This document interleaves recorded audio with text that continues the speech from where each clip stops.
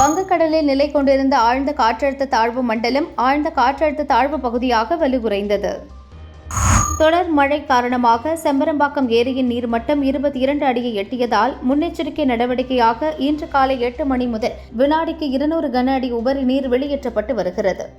புதுச்சேரியில் 5ஆம் தேதி ஏற்பாடு செய்யப்பட்ட தவிக தலைவர் விஜயின் மக்கள் சந்திப்பு கூட்டம் ரத்து செய்யப்பட்டது.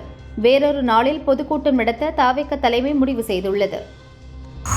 இந்தியாவிலேயே சாலை விபத்தில் தமிழகம் 2ஆம் இடத்தில் உள்ளது. விளம்பரத்தில் அக்கறை செலுத்தும் முதல்வர் ஸ்டாலின் மக்கள் மீது அக்கறை செலுத்துவாரா என உதயகுமார் கேள்வி எழுப்பினார். தன்னை டிஜிட்டல் கைது செய்ய நடந்த மோசடி முயற்சி குறித்து அதிமுக எம்பி சண்முகம் டெல்லி பார்லிமெண்ட் தெரு போலீஸ் ஸ்டேஷனில் புகார் அளித்துள்ளார்.